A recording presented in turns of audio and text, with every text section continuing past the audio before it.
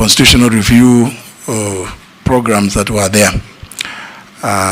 And I was finally elected as to chair the Center for Multi-Party Democracy. After that, Mr. Chairman, in 2013, after the general elections, I was elected the Speaker of the National Assembly, a position I held for 2 terms. In the elections of 2022, Mr. Chairman, I did not run for any office, but I joined through a coalition partnership agreement with the teams that formed Kenya Kwanza, initially being the United Democratic Alliance Party, Ford Kenya, and ANC as leader of the Democratic Party. Subsequently, His Excellency the President appointed me through a nomination that was approved by this House, by this committee, recommended for approval by this committee to the House, subsequent to which His Excellency the President appointed me as the Attorney General, the 8th Attorney General of the Republic of Kenya. I served in that position for a period of 20 months and 15 days, up to the 11th of July 2022, when I tendered my resignation. Thank you, Mr. Chairman and honorable members. Thank you. Deputy Speaker, any question? No questions. No questions from senior. Thank you. Majority Leader. Thank you, Honorable Speaker. CS nominee, there is a government internship program under the Ministry of Public Service, and many of us have messages from Kenyans, especially young Kenyans who have gone through the internship program, asking what is the plan of onboarding them as permanent staff in government, or linking them with other state agencies, for permanent and pensionable jobs. And we would want to hear what plans you have, should you be confirmed into that docket, to make sure that that internship program not only helps the youth to gain experience, but also helps them to get linked to actual permanent and pensionable jobs. Nominee. Thank you, Mr. Chairman. Thank you, Leader Majority, for that question. Indeed, I want to confirm to this committee and to Kenyans that I have also received well over close to 300 such messages from those interns, the young Kenyans who have gone through that program, which was initiated, I believe, with the very best of intentions. But unfortunately, I think the implementation has faced some challenges because young Kenyans have been taken through the program, posted into ministries, but after 1 year, they find themselves back on the streets. Indeed, it is a very challenging thing.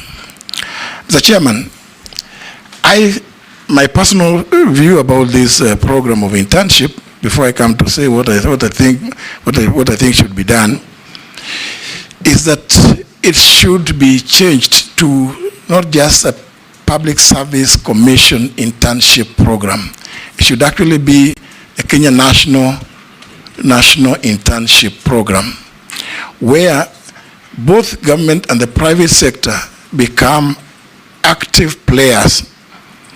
I believe it would have been much better if the program had involved the private sector, because the skills that these young Kenyans have are varied. They're not necessarily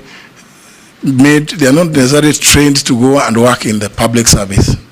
Because sometimes you may find a university graduate that has been trained in agriculture, for instance, being taken to the Ministry of ICT. They will just be there for those 12 months and the stipends that they are given. After 12 months, those kids have really gained very little in terms of the field that they were trained in. by way of experience. So, Mr. Chairman, my view is that this program should be worked, reworked, re-engineered, so that the people, the young Kenyans that are taken into it, are taken including the private sector, where indeed the private sector would be encouraged. Either government of Kenya, because Parliament gave the resources to the Public Service Commission to employ those or to engage those interns. But if we expanded it, it means that either the government of Kenya would have young Kenyan interns being taken to various places in industry, both in the public sector and in the private sector, where their skills would be much more relevant and be much more useful.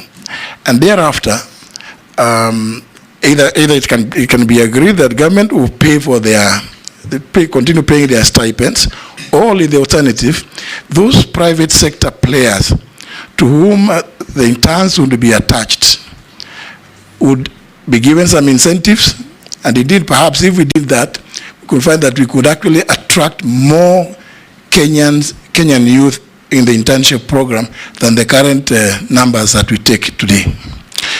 Moving forward, Mr. Chairman, I think it's not right to assume that governments can employ every Kenyan that has gone through school. But on the other hand, government has a responsibility. We all have a responsibility in leadership to ensure that we grow the economy of this country so as to be able to attract as many of our young, talented Kenyans into the job market. Therefore, Mr. Chairman, this is a program that I intend to, if I find favor, as Mr. Chairman, you have I've had you say from time to time, you have find favor with this committee and the House and get confirmed into this position through appointment. It is something that we will need to sit with the Public Service Commission, because as you would appreciate, the role of the ministry is to facilitate. And here, Mr. Chairman, it's good for me to point out that public service spans across every arm, so that indeed, Mr. Chairman, even the policeman on the road is the public service. The doctors and the health personnel are also doing public service. So it's a ministry that I find quite interesting. It permeates every sector of the public service. But more specifically, to respond to the issue raised by the leader of majority, which has also been raised with me, as I said at the beginning, it is to sit with the Public Service Commission and see how best to address the plight of the various cohorts, because very few, Mr. Chairman, have been absorbed in the public service. And these are our children. We all must feel for them. We see how best to have them placed in well-paying jobs and remove them from the streets. Thank you, Mr. Chairman. Thank you. Yes, Mary. Thank you, Chairman. Nominee, Kenyans, with respect to the same issue of internship, Kenyans want to know the fact that the outgoing CS did suspend ongoing and any new recruitment. If you are approved, what you're going to do about that? He had proposed a formation of a tripartite committee to look into all those issues. And they are also saying the public servants, the aging, the public service is an aged lot. And so in the interest of succession planning, what are you going to do if at all you are suspending recruitment? And finally, they are also saying they're raising the concerns on corruption and nepotism, where jobs at the public service are also going to the highest bidder or to whom you know. So if you are approved, What are you going to do about it? So kindly speak to those issues, and you'll be, so that we do not bring up the issue again. Thank you.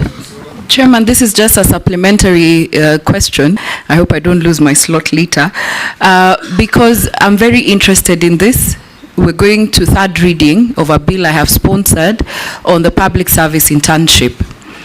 And I agree with you what you have said. We actually consulted a lot on the private sector, but we realized it needs further engagement on issues to do with private sector, because incentives and all that. But now, the direct question that the young people are asking, and they have told me, without that amendment in your bill, in the third reading, but then you can stay with your bill. They are saying there has to be provision of them gaining full employment after the internship, because they're saying otherwise, if that is not there, the government and other entities are just enjoying cheap labor, and then they go back, as you have said, after 1 year. And so it is good to be honest, because I know later you'll be told it's budgetary issues. You can commit here and then later you say there's no money. So the young people just want an honest answer, whether they will be employed after their internship. And the last thing just on that, Chairman, is that the last question, I agree with you also on one thing. Public Service Commission, and we engaged during the public participation. Internship is not a preserve of the Public Service Commission. The Parliamentary Service Commission also takes interns, the Judicial Service Commission, other commissions in TAC, which actually has a good practice where they have a merit list. So instead of advertising again for new people to get full employment, why don't we have a database of the ones who've done internship, and they be given priority when it is time for employment, and they create space for others to get internship? Mr. Chairman, can I? Thank you, Mr. Chairman.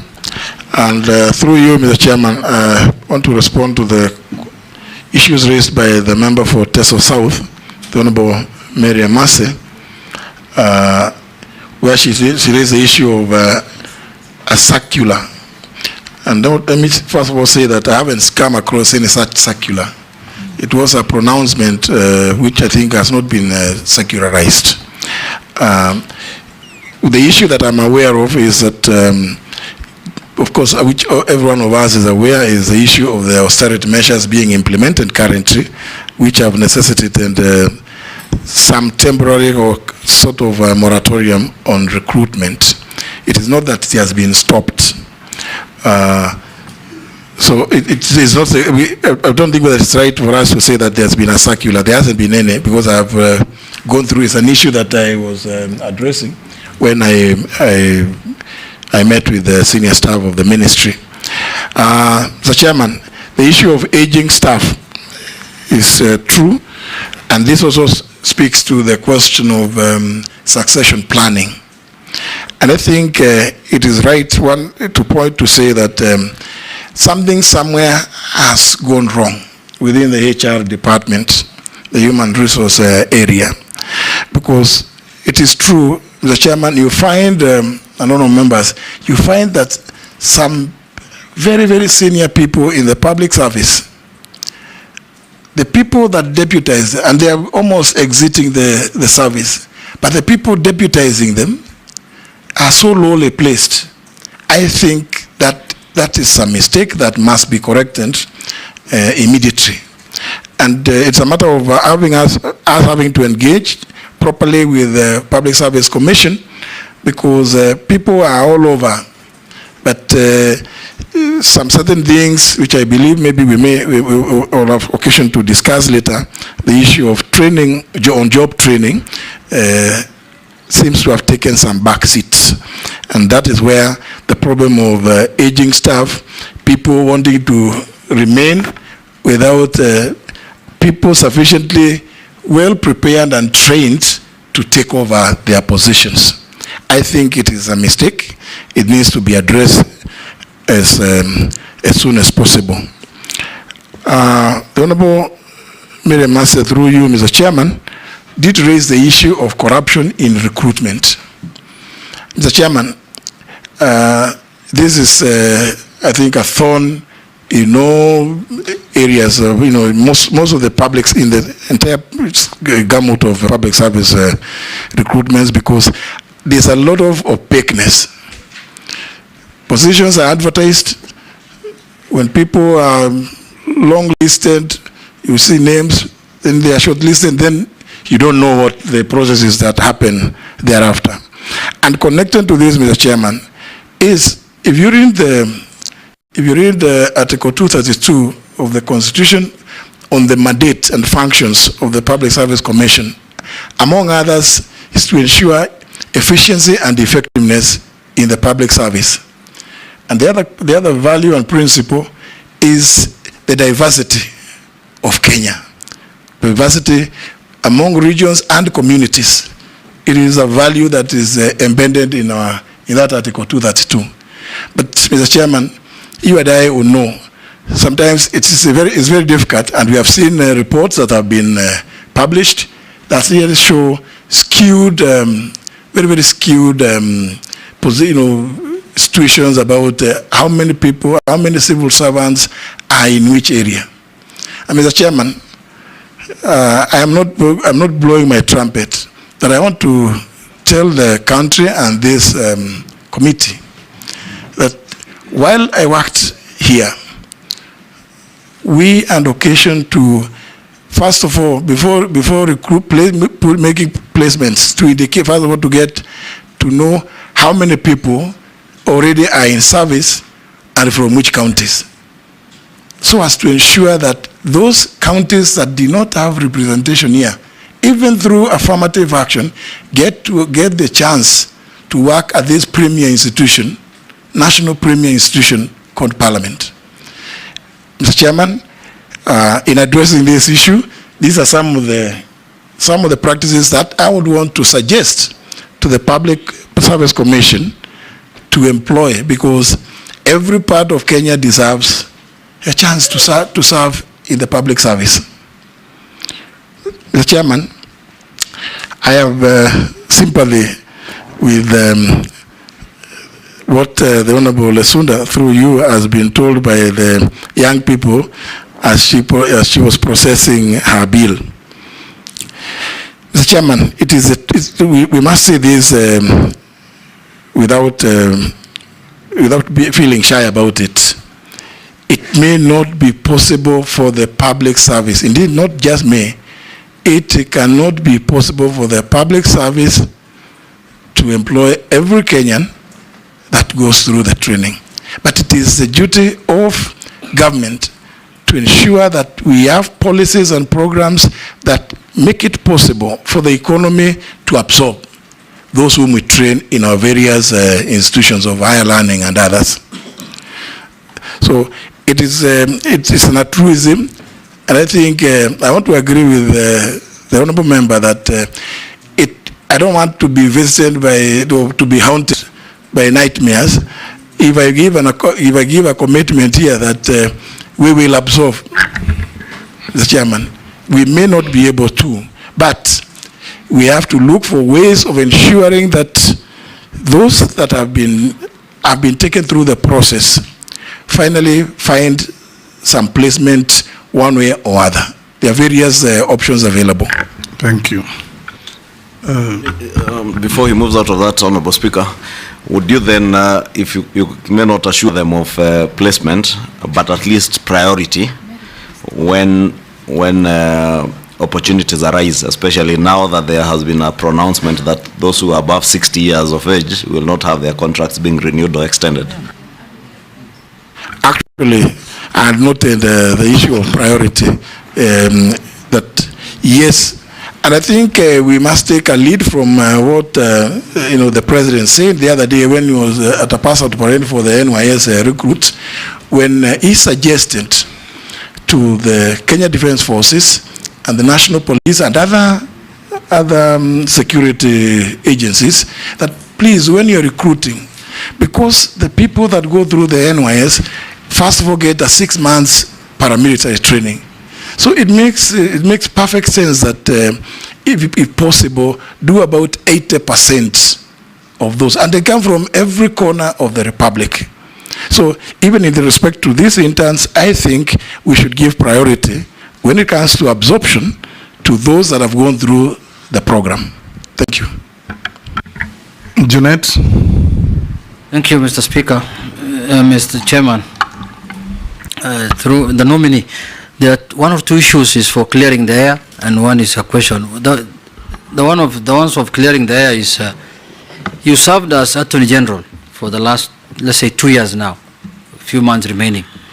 The issues that came that people were not taking your advice, whether they were legal or they were non-legal, I don't know, but your advice, which I assume they were legal. Could you touch on that matter?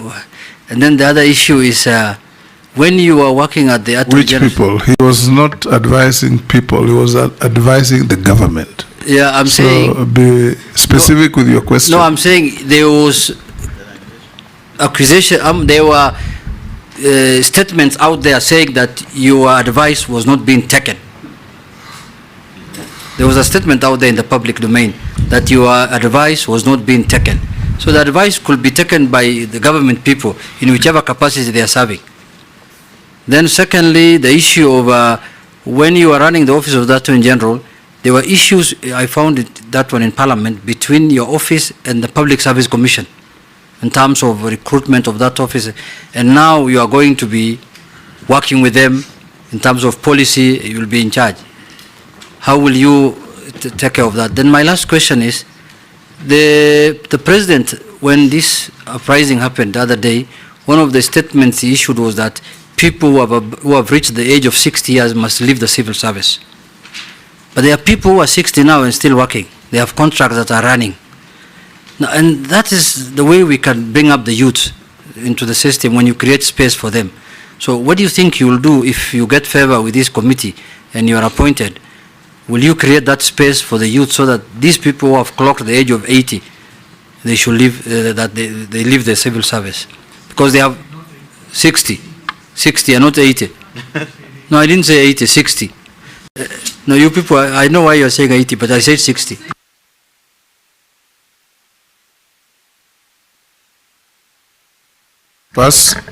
Posing. Thank you, Speaker, and the nominee, Speaker Emeritus. One is, should you get favor, now that the word is popular, should you get favor from committee and approved by Parliament? Please, what practical thing will you do? Will you audit or something like that in terms of community balances, in terms of employment in public service? Because that item, although the Constitution prescribes Honorable Speaker Emeritus, but it's being abused. Nobody follows completely. And therefore, it's very skewed. Employment of government in public service is very skewed. So what will you do, an audit or something like that? And how will we know that actually you did that? Number two is have an overlook or a compound look at the counties' public service. Public service. I think, Honorable Chair, if there are people who are, I will say, they are suffering psychologically, are almost the entire employees of counties. Entire counties in this country, 47. Why? Because when a governor leaves, another governor comes, there's a lot of sacking. Everybody's going home. You don't know what's going on. And therefore, that imbalances or lack of security or lack of known or policy makes actually compromise public service and services at the counties. So please, should you get favor and approved? I know you have the demeanor, you have you are a leader of this country. Please make sure that you have an overlook of counties. Counties are suffering. I thank you, Chair. Ikaria. Thank you, Chairman. Disciplinary cases for civil servants. Ordinarily, there is an allegation out there that they take too long for the appeals. If an action has been taken by a ministry, so when they make an appeal comes to the Public Service Commission, then it takes unnecessarily too long. And my second question is about your resignation. When you are invited to make your introduction, I heard you say that you resigned. Yes. Are we expecting another resignation after you're approved? Thank you, Chairman. We can take Amisi? Yeah, thank you, Speaker. Just not the nominee. Thank you, Speaker. I just have one question, Speaker. This National Youth Service that falls under your docket is really dear to me because of the youth aspect and the youth population bulge that most countries are grappling with. Kenya not exempted. And if you look at the history of the National Youth Council, started National Youth Service at the independence. In fact, the late director of Stare was at the center of the foundation of this institution where Stare was schooled. And the discipline we get at Stare is the same discipline that was supposed to be replicated in those services. And the paramilitary training just came in later. But you know, the essence of it was to make youth participate in the national building. They get skills at a very small stipend, and they build national. But you see, the way we've structured National Youth Service, it's become a privilege for the who is who, that letters are flying around. Leaders, you know, taking letters across the constituency. The most privileged are getting more letters than the others. But it's supposed to be a program that consumes all our youth into a training pool. In fact, it was borrowed to, this is an issue that has faced many countries in history. US, when they had this issue of youth population bulge, they what we call the Peace Corps, where young people were being sent across the world to be, you know, incorporated in different ways of culture, heritage, and you know, they learn a lot. They come back and they build their nation. This is the problem we have with the youth. We do not know how to do with this chunk of young people for the benefit of the country. How are you going to structure NYS in a way that it does not become a privilege rather than an expanded program that takes all the young people across? And don't talk about the budget, because all the problem has always been we don't have enough money. But there's a lot of wastage. That place has become a cash cow. People walk in, do tenders, and they get rich, but the youth are suffering outside there. What is this you are going to do differently in that institution once and for all? Because we've had these talks about NYS for quite some time. What is this unique thing? Nominee, if approved for appointment, which 3 specific reforms would you give priority?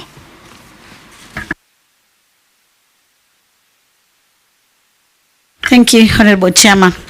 Honorable Chairman, I have one question to our nominee, and I'm looking at the constitutional mandates for gender representation.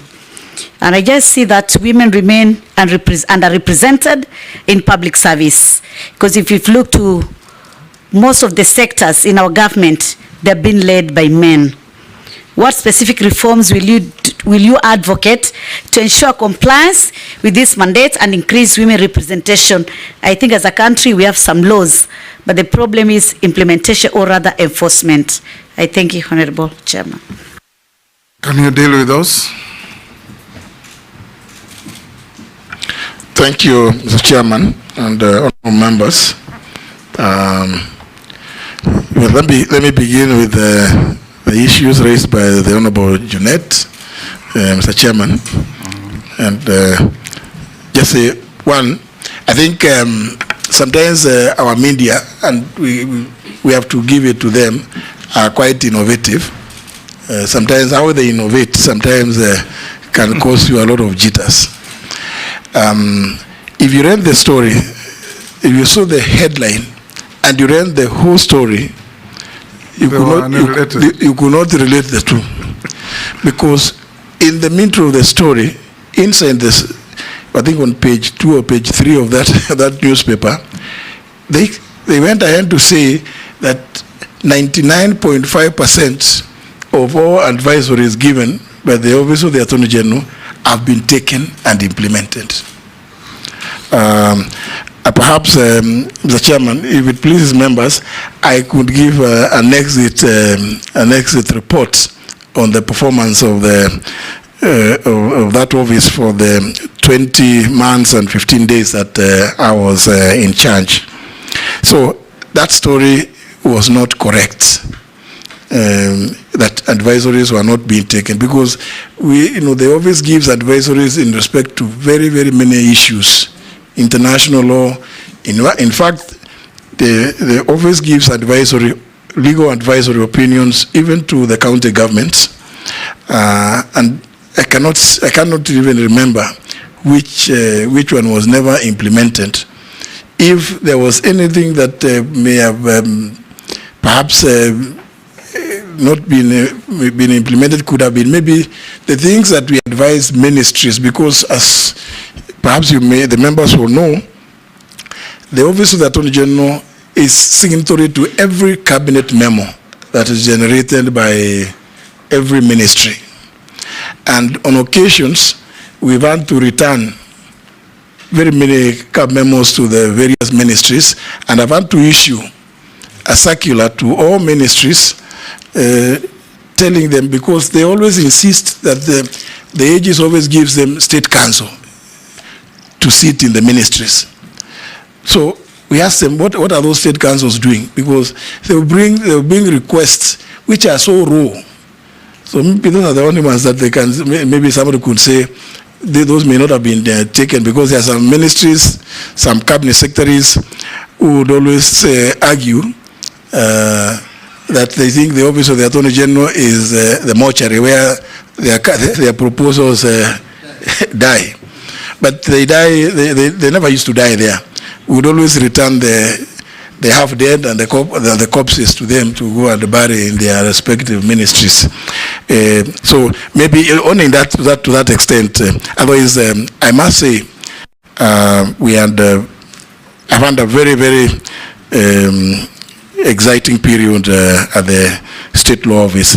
The Honorable Junaid, through you, Mr. Chairman, did raise the question of the relationship between the Public Service Commission and myself when I was the Attorney General.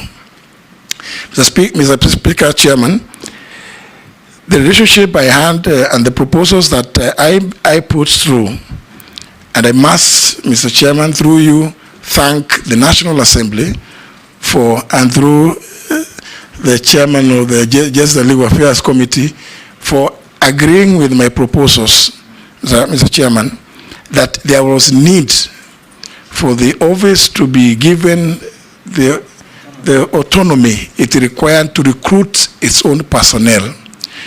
The reason being, Mr. Chairman, on occasion, they would recruit people and send them to the State Law Office. Sometimes when you look at them, they ask them, did you know the areas where we have need? Is it in the area of public trusteeship? Is it in the area of societies? Is it in the area of companies? Is it in the government transactions? Is it international law? These ones you have brought to us. So what are their key competencies? They will never be able to answer that question. They will tell you that all they needed is to recruit lawyers, and they dump them to you. So the position I took there was not a personal, it wasn't personal. It was just for posterity and to build the institution of the State Law Office, to make sure that it is fit for purpose. So, and you remember, when we launched the 24th annual supplement in April this year, His Excellency the President himself, off the cuff, did speak to the fact that he had assented to that bill to give autonomy to the Office of the Attorney General to be able to recruit its staff.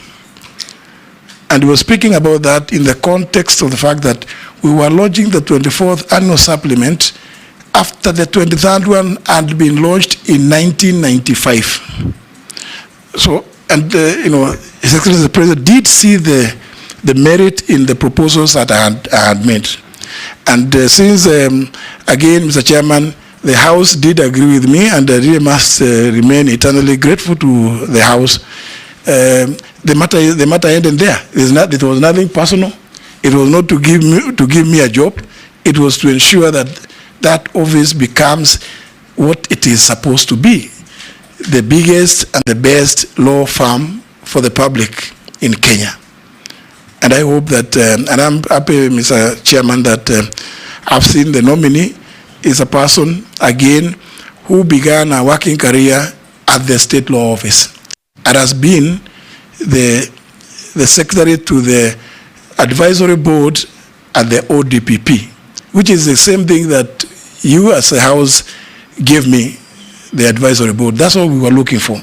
So I believe that my relationship with the Public Service Commission should not be strained on account of what I did. In fact, if I find favor again with you and the House, and I'm confirmed in this position, I would want to continue assisting the state law office to develop, because even then I was actually using officers from the Ministry of Public Service to help us to develop the human resources department of the state law office. So I hope that anybody who may have been aggrieved by the decision to give that office that capacity should not have any difficulties working with me. In any event, we are conjoined at the hip, and we must work together. And differences of opinion must never make for enmity. The leader majority did raise the issue of is it the people age 80 or yeah. Yes. I have done some quick assessment of that position, and I'm told currently in the mainstream public service they may be less than 10. But of course, whether they are 10 or 1, if the directive is at 60 you go home and you are an employee, so be it. We just must live by the law. And I think I would want to tie this with the question, Mr. Chairman, raised by the Honorable Mishi, the member of Likoni, on this issue of gender. Mr. Chairman, I did allude to what is provided for in Article 232. Among other things in that article is the question of the special place for the youth, women, and people living with disabilities in the recruitment, even as we address the issue of other forms of diversity in our country. I think it has come to a point, Mr. Chairman, when we must now bite the bullet and implement what is in our laws. We can't have a constitution to which we just pay lip service.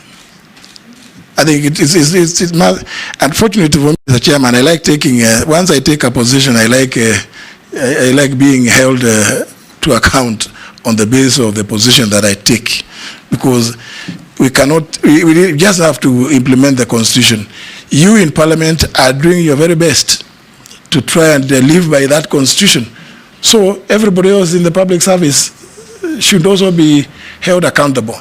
And I hope, Mr. Chairman, that the House will help me when I bring reports about who is not living by the constitutional imperatives, so that you can hold them to account in the way that Parliament the world over does. So, Honorable Chairman, in response to that issue raised by the Honorable Mishimboko, it is just to say that I intend to live by what is in the Constitution. This question again, Mr. Chairman, it ties alongside with that raised by the member for Pokot South. Mr. Chairman, he used to have a name. He was called Pokot 1. He raised the issue of diversity again. And I think I like his proposal, Mr. Chairman, that we need to carry regular audits in this matter, because we must bring confidence, the trust of the people to government. And one of the ways to go about this is by telling it as it is. If we find that there has been skewed recruitment, let us just be open about it, so that everybody from whichever corner of the Republic should feel that they belong to the government. There should never be a case where people in one corner of the Republic feel that there's a place called Kenya, and they think it is called Nairobi. Nairobi is Kenya, because I don't think that they belong. I agree with the honorable member for Pokot South. Again, this must cascade to the county service board, the county public service boards. I do know that when you go to a county, again, there are other dynamics.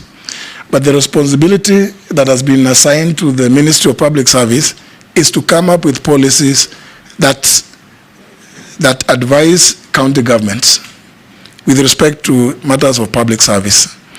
But of course, the implementation and enforcement is left to other agencies, other bodies like Parliament and other institutions. Say, for instance, Kenya National Commission on Human Rights, which is a constitutional body. Then Gender and Equality Commission, and the Commission on Administrative Justice. We also have, of course, the Public Service Commission is in the Constitution also mandated to assist county government through the County Service Board to come up with policies, public service standards that should be implemented at the county level. So that would be my response to that. Mr. Chairman, there was, through you, there was the question raised by the Honorable Wekaria, the member for Nakuru Town East, if I still remember his constituency, about disciplinary cases taking far too long to resolve. And this is a matter, fortunately, Mr. Chairman, I can speak to this one for quite at great length, because I have had occasion to deal with disciplinary cases within the Public Service Commission. It is the procedure that is used that is too long, Mr. Chairman. I do recall when I was a magistrate, I got involved in dealing with some of those cases because the process starts at the ministry level, because as you know, under clause 5 of that Article 232, the PSC is empowered to delegate any of its functions to other bodies or to some of its members, and some to any public officer or other authorities. One of the functions that they have delegated is through letters they write to people called authorized officers. It is that issue of the HR function. And I think, Mr. Chairman, my own experience is that it has not been carried out properly. And it speaks volumes when cases, disciplinary cases, take so long, and possibly the staff who are the subject of those disciplinary proceedings are put on half salary, or they are not allowed to participate in several other service functions that they were engaged to do. So it's a matter that I think we need to streamline the procedures so that matters can be resolved. And at this point in time, when we are all talking about leveraging on technology, I think these are matters that should be resolved much faster. On the question of resignation, if I got the Honorable Wekaria properly, he said that he saw that I had resigned. That's what is in the Kenya Gazette. It is true indeed that I resigned, and there were reasons. Because as you would expect, at the national executive level, and I know the country was alive to the fact that there had been some disquiet. And the only honorable thing at that point in time to do was to take a position through a route that is provided for in law, to allow His Excellency the President opportunity to reorganize his government as he desired. So that allow a situation whereby you tie the president with the fact that certain things have not happened, or this or the other as provided for in law.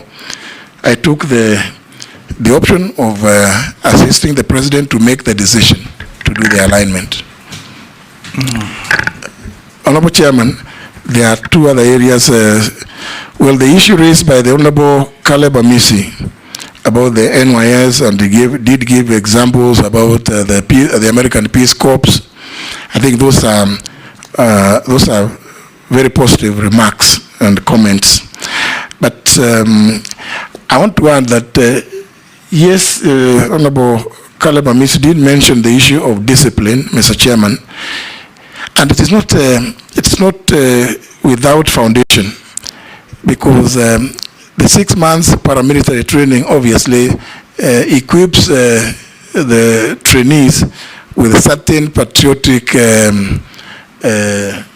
norms that ordinarily will not be found in an environment that is not such as the one we find ourselves in the NYS training camps. But I did say that, Honorable Amisi, that there is the 6 months paramilitary training, and there is the 1 year national service. From this national service, the graduates are assistant almost invariably, where it is possible, to either become self-reliant or self-employed, if you wish. And those others that depend on what courses one takes, because when they go to for the national service, they take some certain job-related courses. It could be in the hospitality industry, it could be in construction, and such like trades. And those that also wish to continue with further training are encouraged to join currently the TVET programs within the Ministry of Education, where they would go and to get either diplomas or certification at the TVET level to equip them further for the job market. I want to agree with the member that indeed there have been incidences where corruption has been mentioned. I think this is a matter of concern to all of us. We've seen some of them. I don't want to go into some details, some of which I'm sure most members may have seen, as when people start moving around with appointment letters or recruitment letters, it becomes, it is something that speaks to the integrity of a process. And I think it's one of the areas that... Point of order, Mr. Speaker. Just to clarify to the nominee, because I don't think you got my question clearly. I don't need to go to the nitty-gritties of the operations of NYS. It's common knowledge, we know it.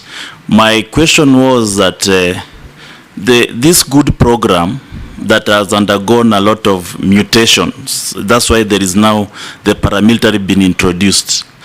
But initially, at some stage, it used to actually be a compulsory stage for those who are even advancing to universities and institutions of higher learning. It was a compulsory stage, meaning the initial perception of this was to incorporate all youth towards a compulsory stage before you advance to the other programs. So how can we expand it so that it stops being a privilege for the few, that letters are now being floated, it becomes gold for you to get an NYS letter?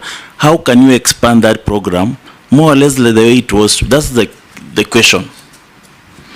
Well, that's a governance issue, Madam Deputy Speaker.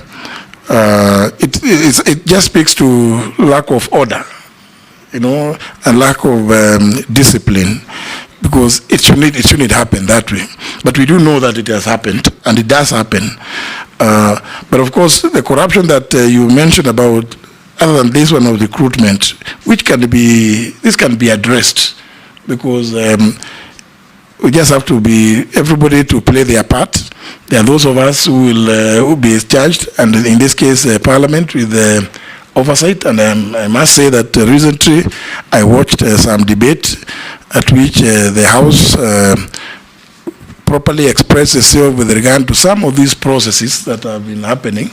And I think that is the route to go, so that everybody knows that even as you undertake certain or any of the processes that you are enjoined to undertake, there are others who are watching, and there are others who will hold you to account for your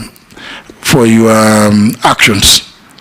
But with regard to the other corruption that the honourable member mentioned, I want to say that when that problem came up, and I think all of us would recall, starting around 2017, that's when reforms were initiated within the NYS. And that's how by 2018, we came up with the National Youth Service Act of that year, which, among other things, introduced a council as an oversight body. And I think as Parliament, through the various committees, you are at liberty to call, to summon the council, and because they play an oversight role. But it is the National Assembly that has got general oversight over all national state organs and state officers. So indeed, I think on this, we play together. Whenever there is an issue that is being raised in this field, I would want us to be summoned by the relevant committee of the House, so that everybody be held to account. The Honourable Member for Nyeri, Chair, didn't raise the issue of the priority reforms that I would want to undertake. And what comes to mind immediately is the institutionalization of the performance management program, so that even as we do performance management, we hold people accountable for what they have undertaken or contracted to deliver within specified periods. And also, in my view, I would want to prioritize a reward mechanism, reward scheme, not necessarily monetary. And I've seen this, Madam Chair, in the judiciary. Almost every quarter, you find who is the best performing judge in terms of how many cases they are able to clear, because of the huge backlog that were found in the judiciary. How is it that we cannot do the same in the rest of the public service? Let us reward and recognize performance, so that even promotion, even the areas we are talking about the succession planning, it also has some basis. You see people who exert themselves, apply themselves so diligently. I think it's only fair that there must be a way of recognizing that kind of performance, so that improves delivery of service to the Kenyan people. The other one that has been, if you allow me, Speaker, just to speak into the issue of performance management. I'm a big supporter of performance management, because I know what it can do. And during the Kibaki time, you could actually, I used to work in a university as a registrar, and we put, during that time, universities were assigned into performance management, and you could actually see the university grow, how many papers it has published, how many papers each professor has published, A&A, how it has been ranked in. You could actually see the growth because of performance management. As you take up this position, if approved by this committee, and this is part of public service, we'll be very happy if we initiated performance management through performance contract or any other form of performance management tool, to actually be able to evaluate workers, their output, how much government is putting in and what is the output, so that we can see real growth, and this contributes significantly to GDP. Thank you. Did you finish answering? Just that area of performance management, and I'm happy that the Honourable Member for Kilifi North has actually just got it, nailed it. because of course the public universities are they're still part of the public service, and we've had some in recent times. We've heard of complaints from students complaining that they start examinations and they have not received their results. You wonder, in that university, there's a lecturer who is involved in delaying those results. There is a head of department, there is a dean, and there is a vice chancellor. Surely, when these kind of complaints come, if we are implementing, if we are properly institutionalized, and I agree with the honorable member that this is something that this is the route to go, but we are paying lip service to it. We are not actualizing what is supposed to mean, because it is also service delivery. Those students are part of they are children of this country. When you hear students complaining that they start examinations and for 6 months down the road they have not gotten their results and what, surely those students must have gone to raise those complaints with the lecturers, with the heads of departments, with the deans. I mean, surely it means something somewhere. There is a breakdown in the way we implement these performance contracts. Management and the delivery is not correct. Another area, again, to respond is how we communicate government programs. There has been all manner of communication from all quarters. Sometimes you see some of the communication, if you happen to be awake by midnight, you find there's still communication through some certain medium. And, it's just, we just need to institutionalize it and make it work properly. This is another area of priority, Mr. Chairman, that I would think we need to implement alongside the reward, merit-based reward system, either on a quarterly basis or on a monthly basis, as the case may be.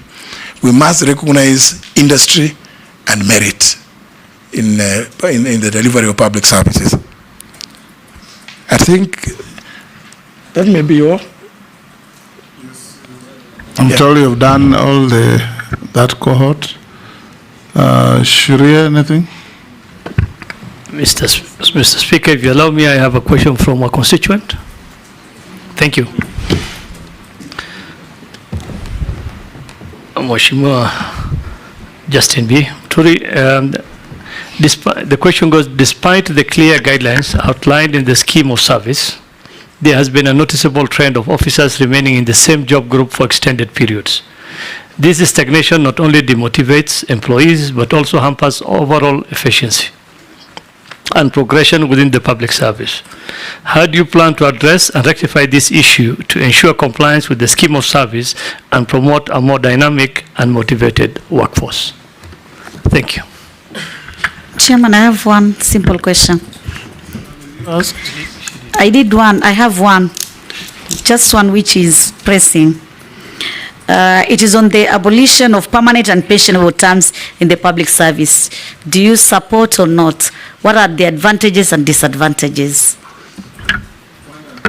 What? Terms.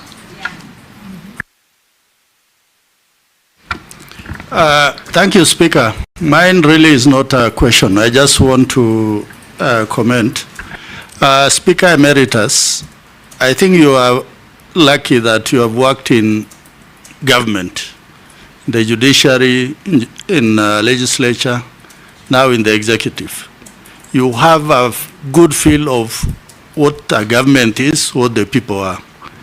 I think what Honorable Kosin there said, the idea of regional balance, the idea of ethnic groups included in civil service, the idea of merit, I just want to emphasize that.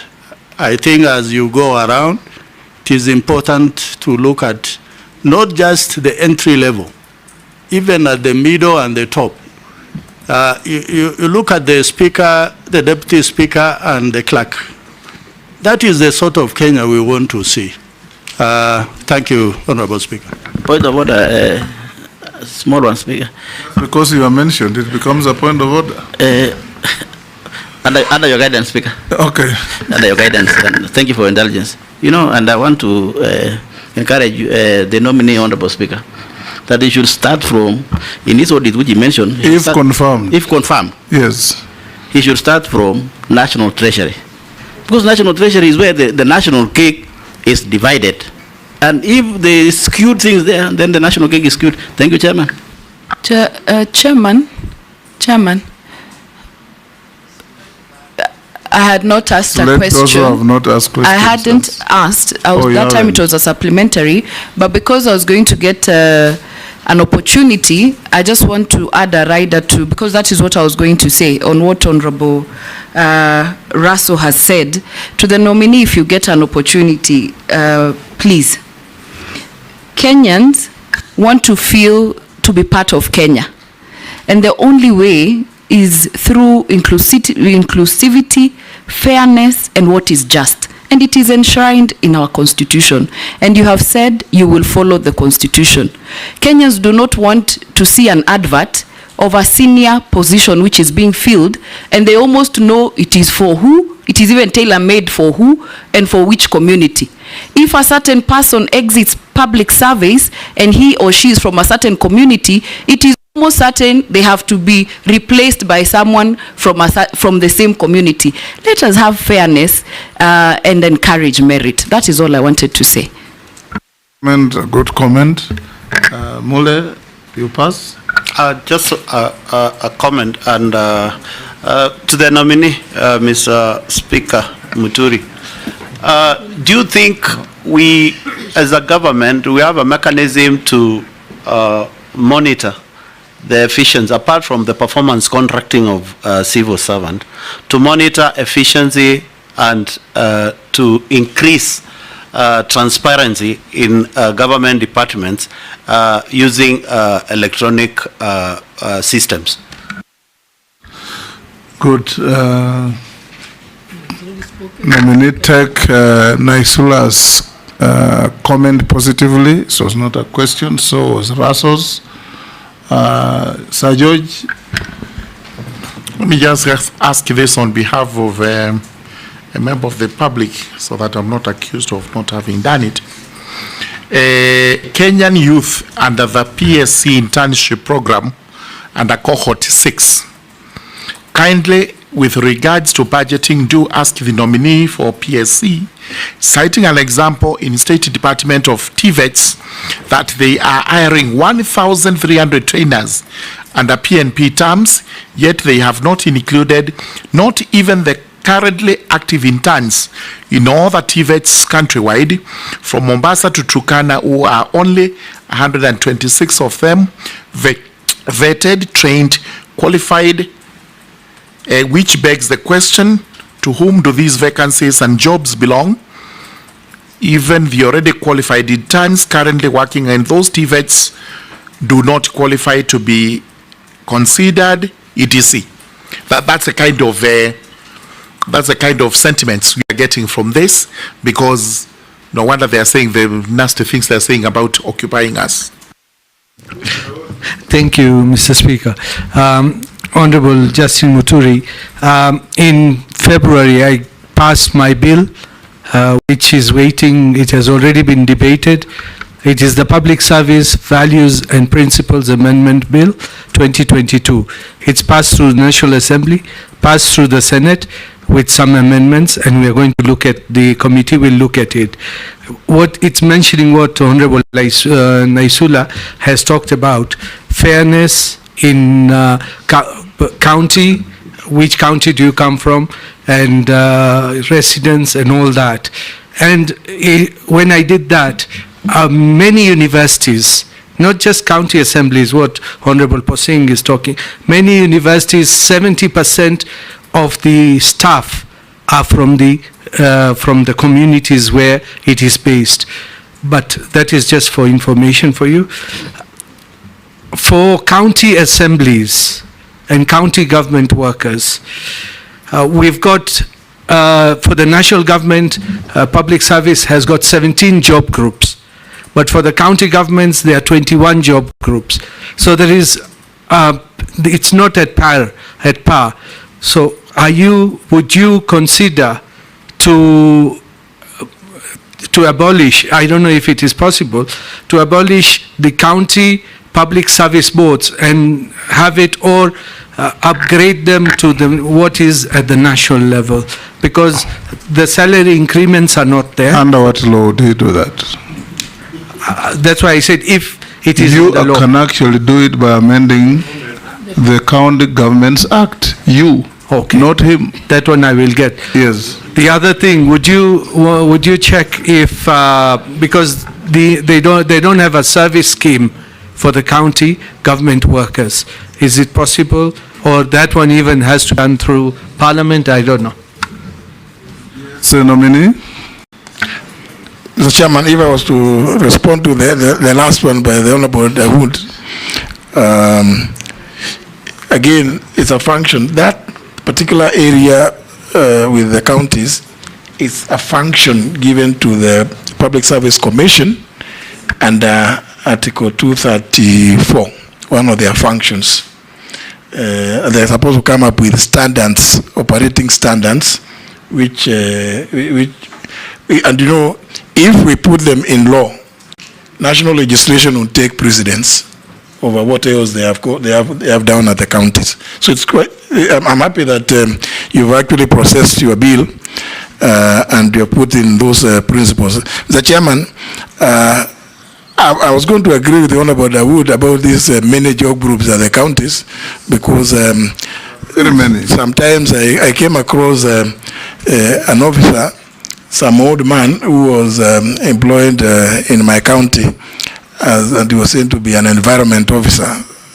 And to the best of my knowledge, when they mentioned environment, I was a bit surprised, because I didn't think he would be very well suited in that regard. But then later it was explained to me that he was engaged by the governor to advise on the political environment.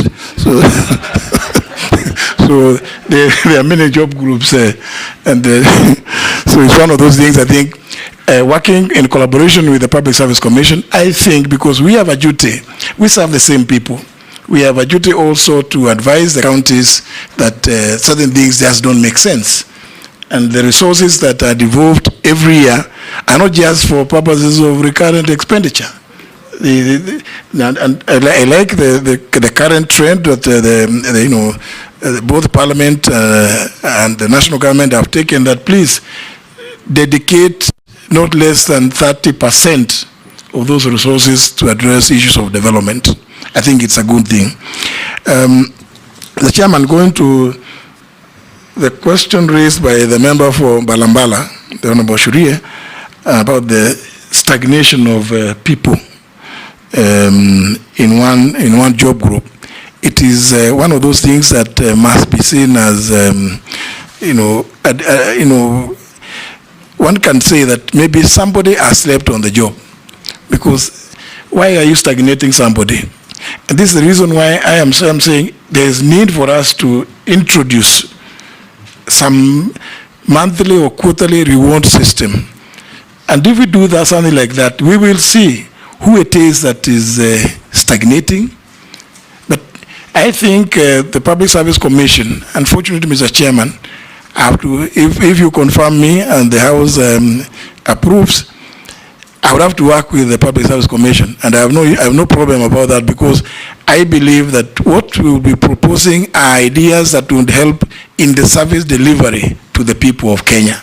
It is not a Muturi or Honorable Ishongwa's idea. It is for the benefit of the people of Kenya, so that when good ideas must give way to better ones, and better ones must give way to the best. So the schemes of service, I want to confirm, do exist still, but I think they are being implemented in very skewed ways, or they are not even being implemented in some cases, and therefore you find people stagnating in one place. And I think it is very, very demotivating, very demoralizing. you may find that some of the people stagnating are extremely hardworking, industrious people. But maybe because of some certain idiosyncrasies between the supervisors and others in the chain of command, they have been meant to stagnate. I think these are some of the things that we need to begin addressing. If I find favor with you, Mr. Chairman, and the committee and the House, these are things that I promise I would want to undertake to visit. Mr. Chairman, through you, the Honorable Member for Likoni did raise the issue of permanent and pensionable vis-a-vis contractual terms or engagement. Mr. Chairman, the public service in any jurisdiction, as I know, is indeed really the soul of the nation.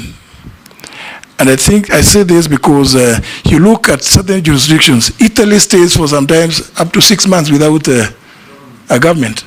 But because the civil service is in place, well structured, these things we are talking about, people stagnating, people being favored because they come from this region or the other, those things are not there.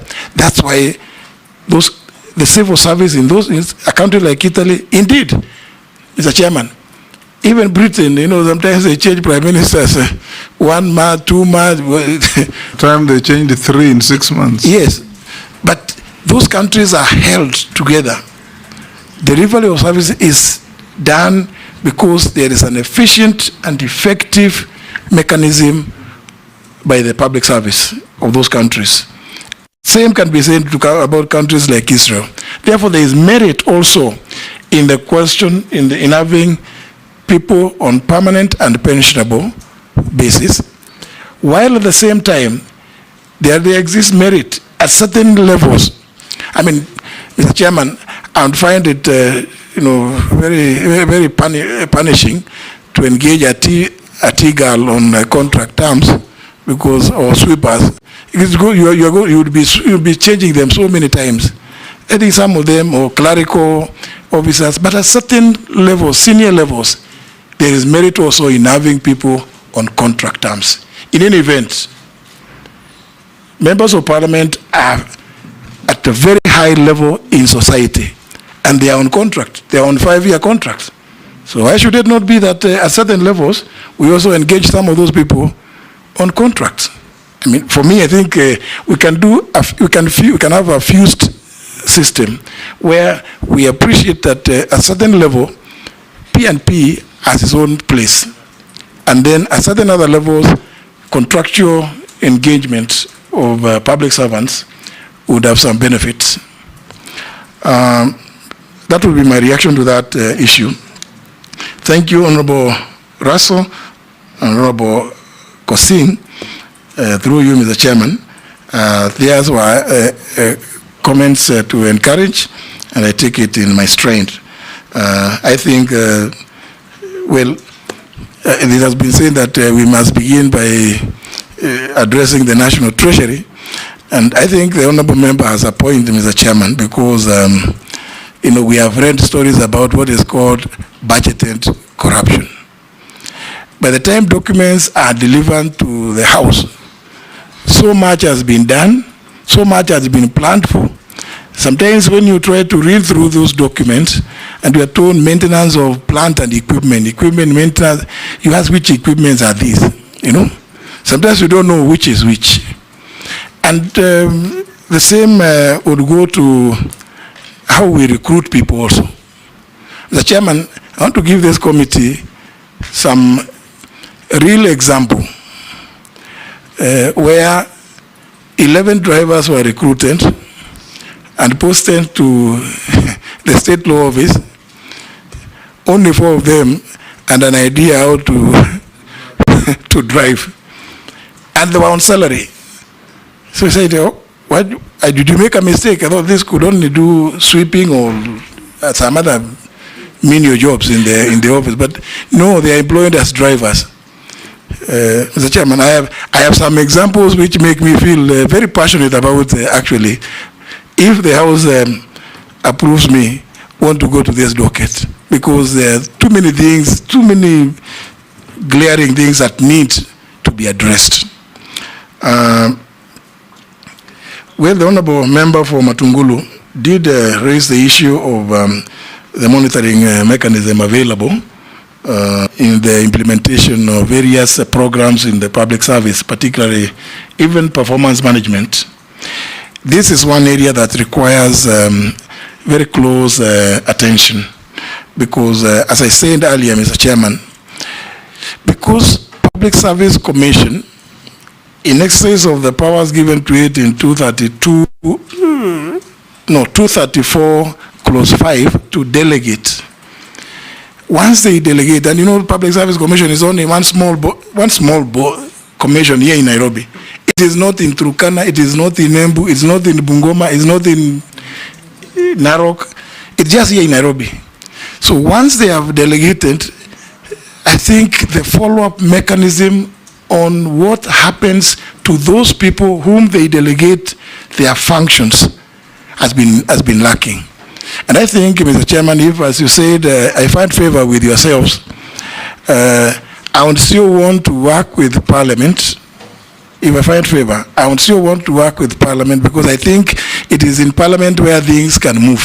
Some of these things which have failed in the public service, if we work collaboratively, we will be able to give better service to the people of this republic. Sorry, the last one, Mr. Chairman, is from the indomitable member for Tharaka, the Honorable Gigi Murugara, about this cohort, the cohort 6.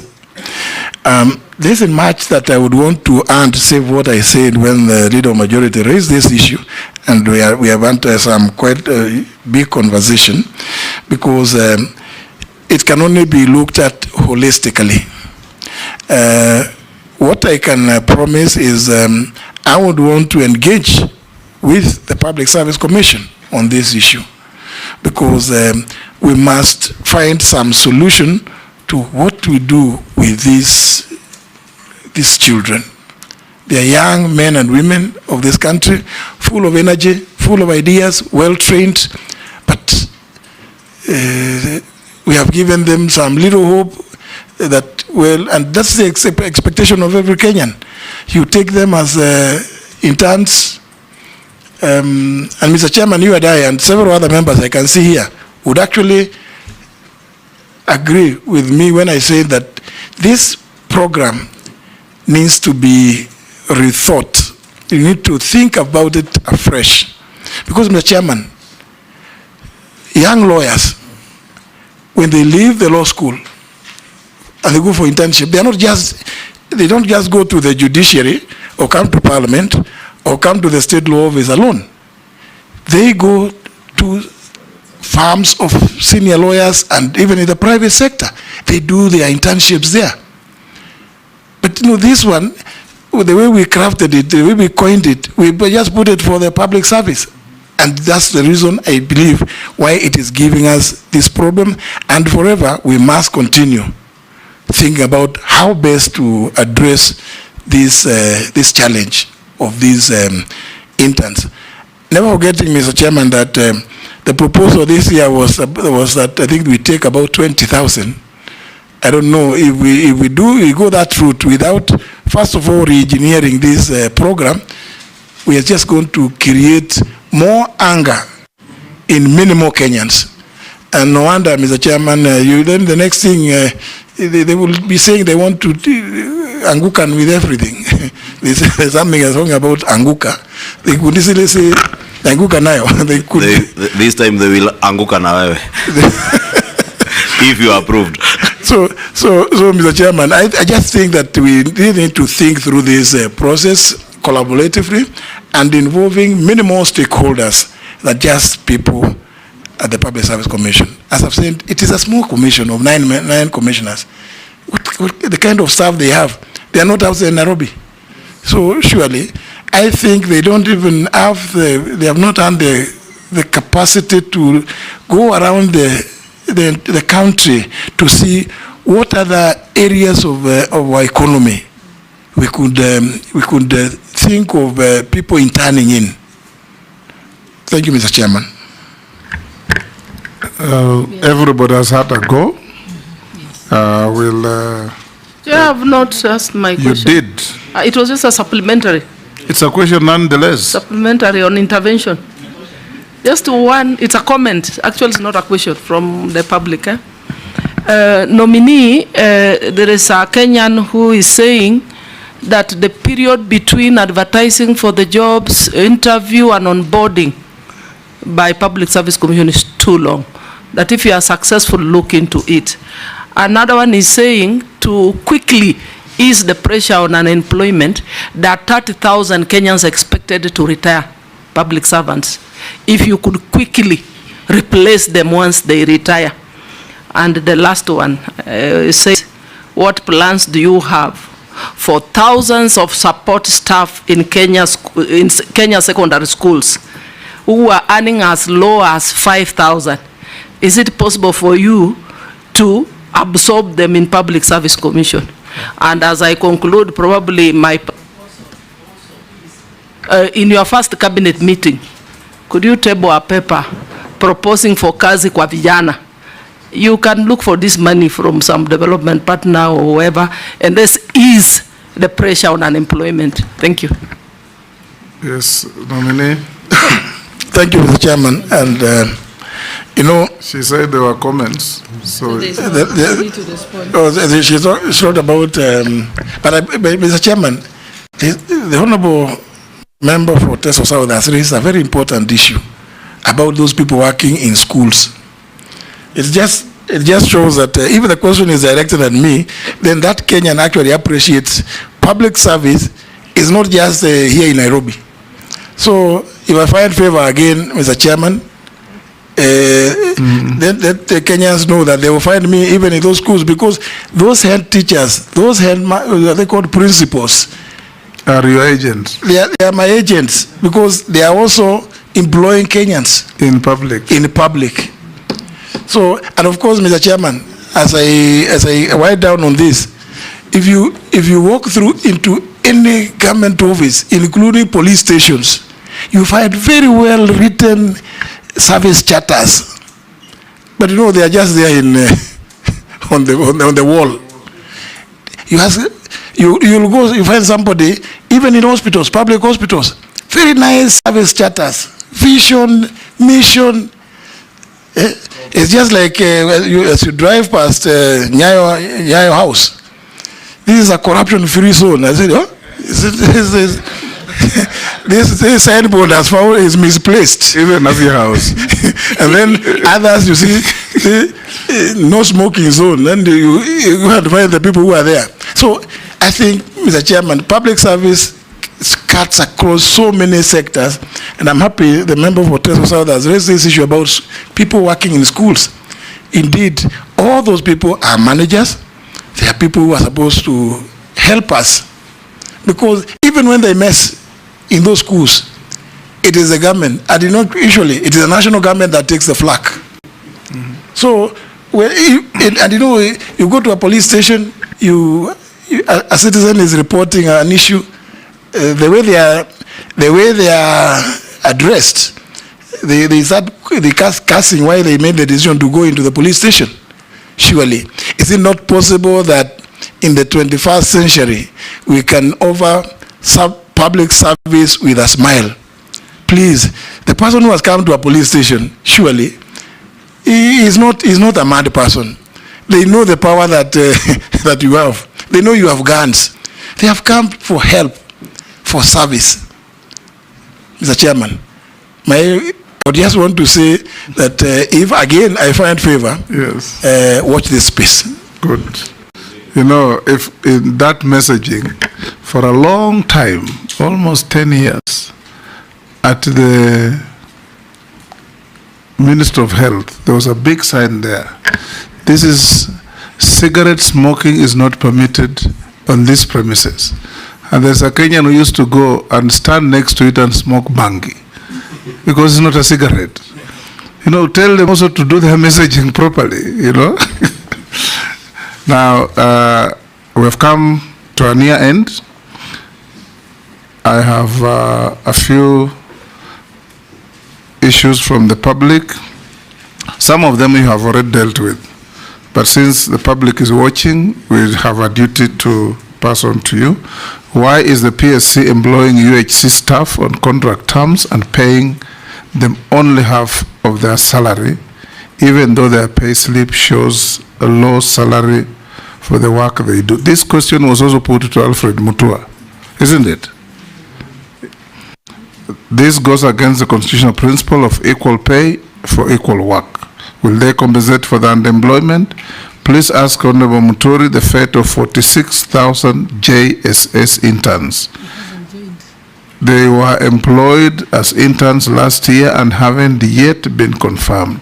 Most of these are also parents and graduated as early as 2012, and therefore the stipend of 17,000 cannot sustain them.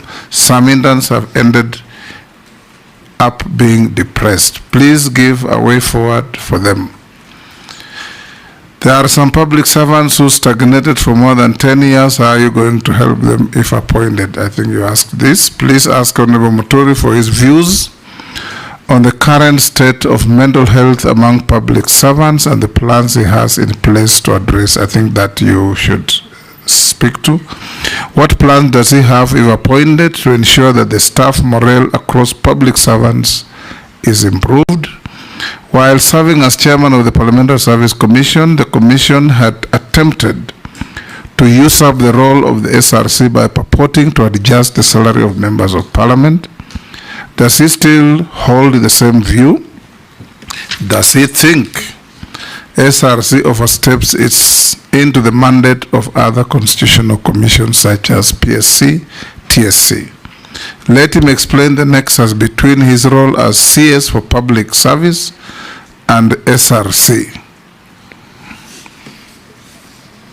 And the many others about retirement age, stagnation. There are almost 20, 30, but you have already touched on them. Thank you, Mr. Chairman.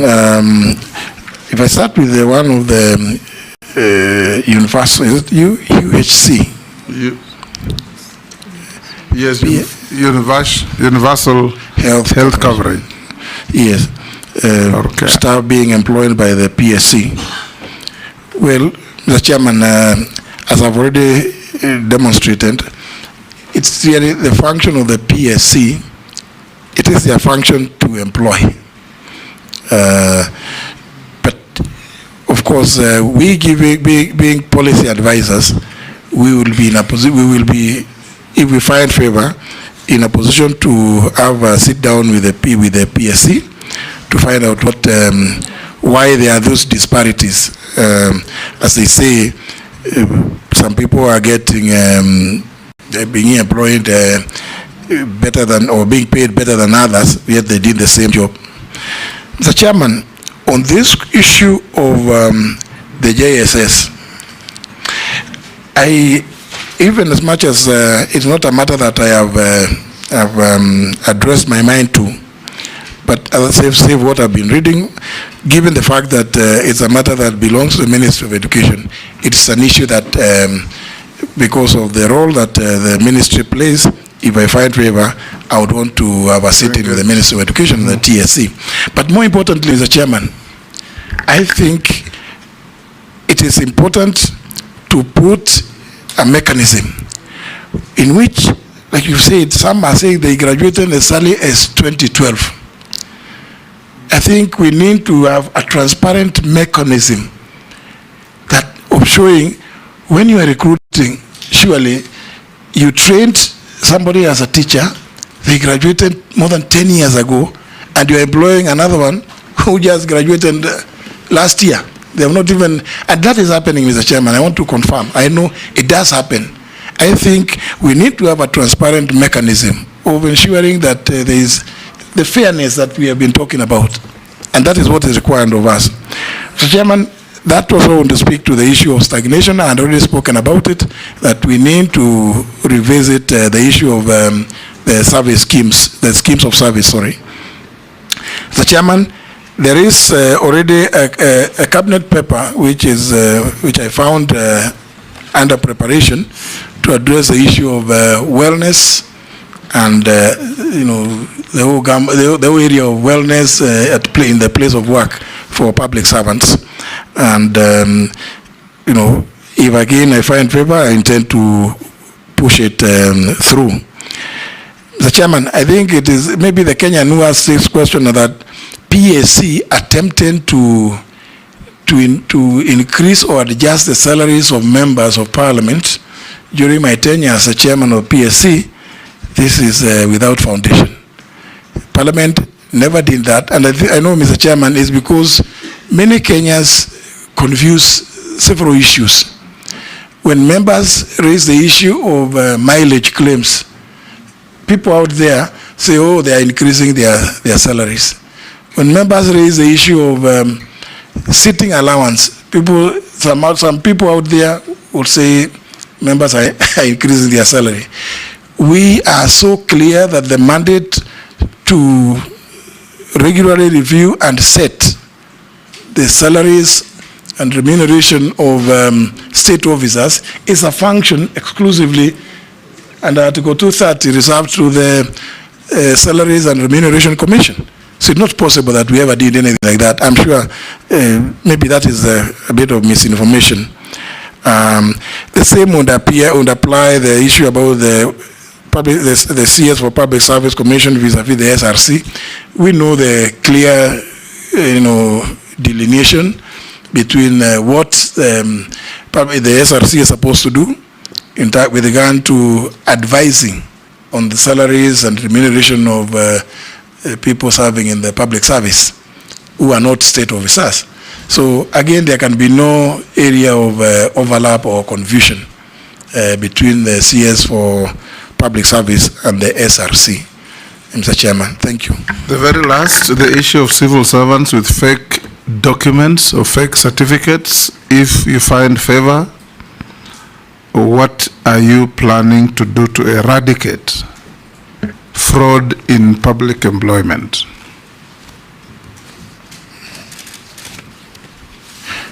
Thank you, Mr. Chairman. I think this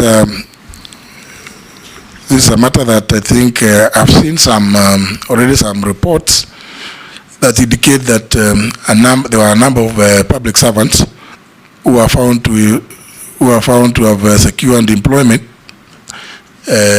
fraudulently using forged documents, academic or otherwise. Mr. Chairman, I think this is criminal. I think to send a clear message to those who are involved or may have been involved, the best thing is to have them arrested and prosecuted, because we must send a clear message that crime does not pay to everybody. So everybody seeking employment in the public service using fraudulent documents should be prepared that when they are found, they will face the full force of the law. Thank you, nominee. I'll ask you the last three mundane questions. Have you been adversely mentioned in any integrity-related report or investigations? No. Do you hold any leadership position in any political party? I resigned way back 2022, Mr. Chairman. What is your net worth? Sorry. Yes, Mr. Chairman. My current net worth is just slightly over 800 million. When I appeared before you in 2022, yes, my net worth at that time was about 761 million. Mm-hmm. So we have under a slight adjustment of about 5.6%, 5.68% to 801. 801.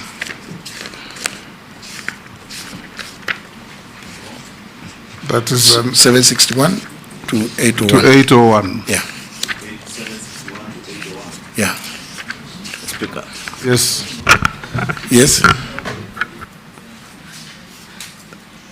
Mr. Speaker, 761 to 801 is a growth of 40 million. Yes. I have seen Senior Counsel Aben Nasir, who is a lawyer like yourself, ask that for all these years, you are only able to have a net worth of 761, then in less than 2 years, 40 million. What would you say to Ahmed Nasir? Because I know the answer myself, but maybe you can say something to him as a lawyer.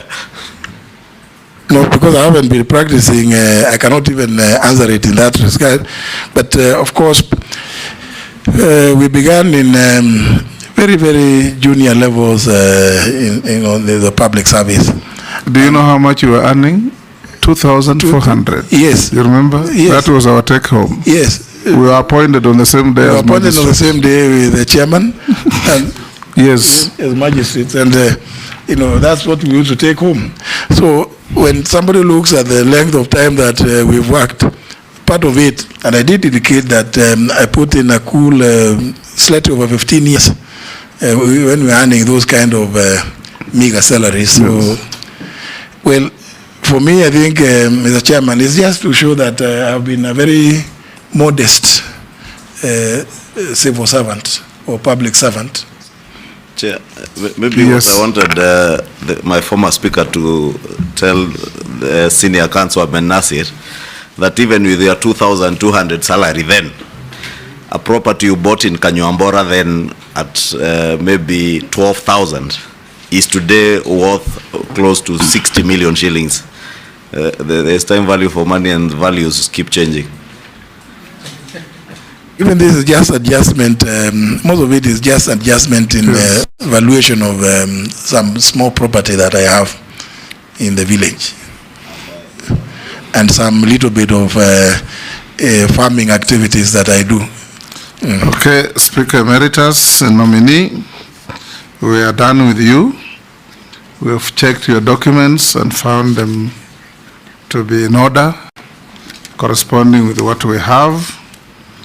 We'll ask the sergeant to pass them on to you, and unless you are, I think also the memoranda sent out to you, you adequately responded to all of them. Yeah.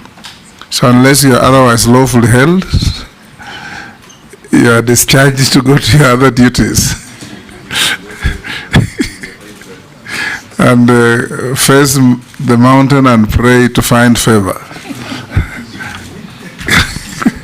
Honorable Speaker, you know when you speak the Chairman, I just wanted to give, this is gratuitous, I just wanted to give, for the benefit of staff, something I call an exit scorecard of my 20 months and 15 days at the State Law Office. Give it to us. And hold on, Majority Leader was saying so. I was saying on a light note, I can confirm the Honorable J.B. Muturi does not pray facing the mountain. He's a very good Anglican. He does not go to the mountain. There is the other people who are known for the mountain, not J.B. Pray to only one God. Morogara has a different knowledge.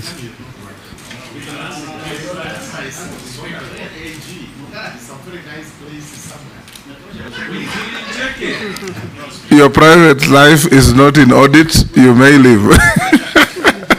Thank you very much, Mr. Chairman and honorable members. Yes. I've enjoyed this engagement, and as you said, Mr. Chairman, should I find favor, I'll still be ready to come back to the House and account for what I'll be doing. Thank you very much. Thank you. Good night. Members,